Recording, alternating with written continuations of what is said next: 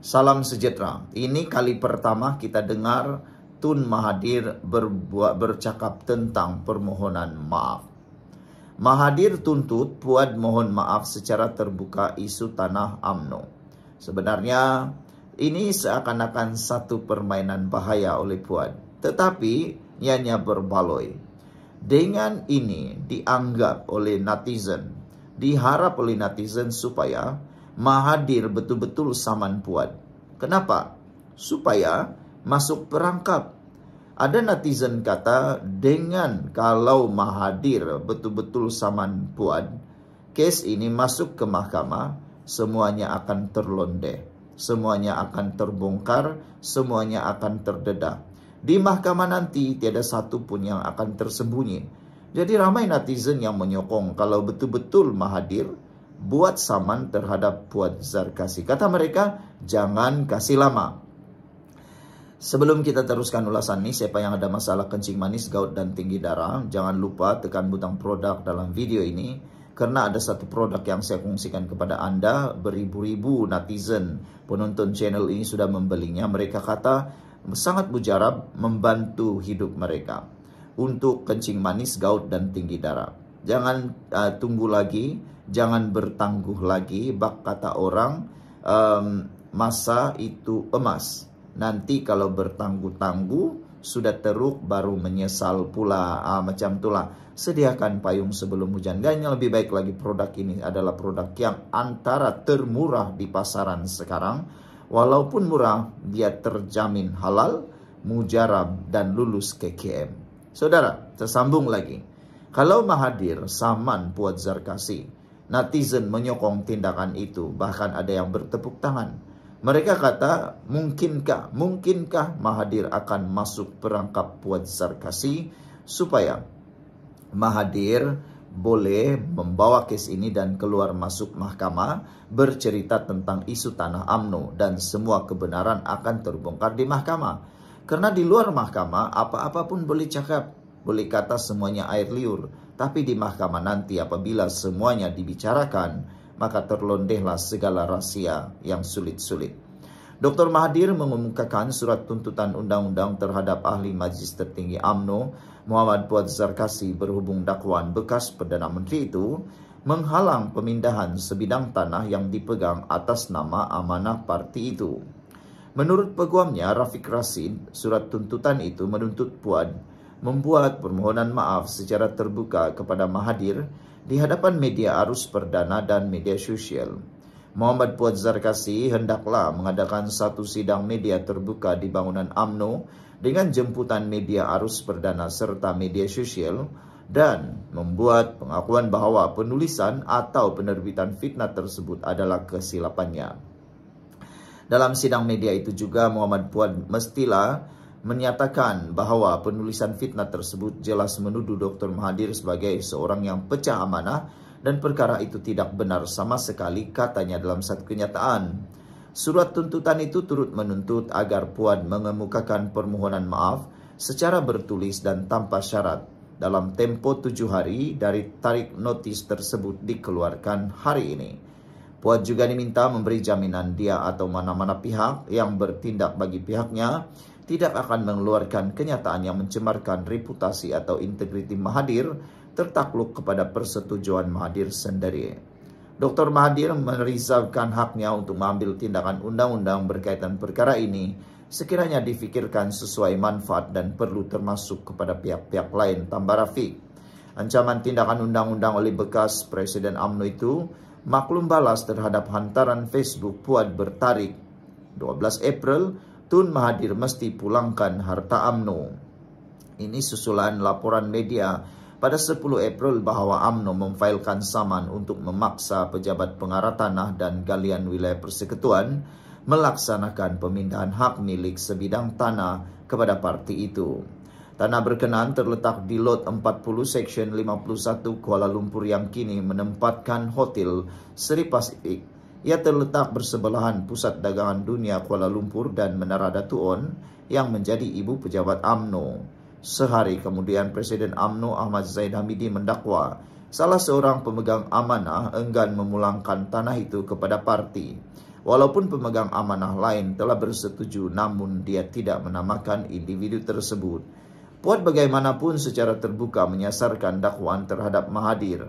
Dia pemegang amanah. Itu pecah amanah namanya kalau tidak mahu tanda tangan dokumen pulangkan harta. Sepatutnya 2008 lagi dia pulangkan harta tersebut, dakwanya kepada hantaran media sosial yang telah ditarik balik. Puad turut menyelar Mahathir kerana sering menuduh pihak lain, sedangkan isu pemilikan harta parti tidak wajar dipolitikkan. Apakah dia tidak rasa malu? Tuduh orang lain berbagai, itu bukan harta persendirian, tegasnya. Mahathir menyifatkan dakwaan yang dibuat oleh Zaid dan Puad sebagai satu fitnah. Dia berkata dirinya bersama 3 lagi pemegang amanah telah menandatangani satu akuan berkanun pada tahun 2015 bagi memudahkan permohonan pemindahan tanah itu kepada UMNO. Namun permohonan tersebut ditolak atas sebab teknikal. Bagaimanapun Puad kemudian mengaku dia tersilap selepas ditegur Mahathir dan menyalahkan laporan media yang didakwanya tidak jelas berhubung saman tersebut. Sekian dulu untuk kali ini. Jangan lupa tinggalkan komen Anda. Salam sejahtera. Terima kasih kerana bersama dengan saya di Nazaling Unity Channel. Isu ladang babi di air kuning. Masa jadi exco pas buat apa soal amanah? Parti Amanah Negara Amanah, Perak, mempersoalkan tindakan PAS yang didakwa, mempolitikkan isu ladang babi di air kuning, dan menyifatkan tindakan berkenan sebagai cubaan, menutup kelemahan mereka sendiri ketika berada dalam kerajaan negeri sebelum ini. Saudara, ramai yang mencadangkan supaya isu ladang babi ini tidak dimainkan lagi. Sentimen ini sepatutnya dihentikan. Bukannya saling menuding jari, tetapi bentangkan pelan perancangan pemindahan kalau ada, atau pelan yang mana memenangkan ramai orang. Jangan asik-asik nak menuding orang, menyalahkan orang.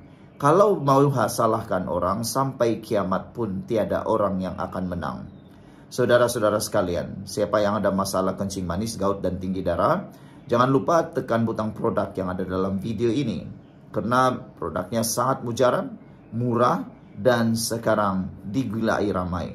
Cepat beli, sediakan payung sebelum hujan. Saya tak jual produk itu.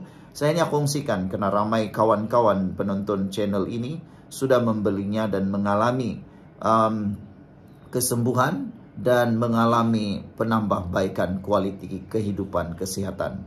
Jadi beli cepat sebelum habis stoknya. Okey. Isu tentang isu ladang babi. Kalau nak selesaikan, cari jalan penyelesaian dengan membawanya di kempen penyelesaian tersebut. Itu baru betul. Kalau sekadar nak gaduh siapa yang tak selesaikan, siapa yang mula buat, kenapa masih tak selesai, sampai kiamat pun tak akan selesailah isu ladang babi tersebut.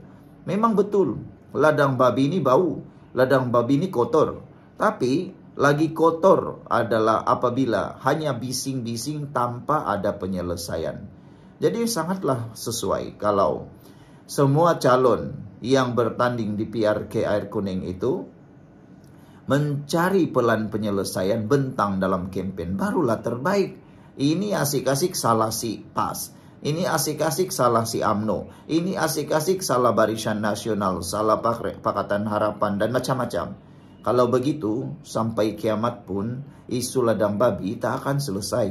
Apa kata? Bawa pelan, macam yang kita cadangkan. Bawa pelan, bentang dalam kempen. Siapa punya pelan terbaik, undilah dia. Ini asik-asik marah sini sana, cakap sini sana, macamlah dia terhero sangat.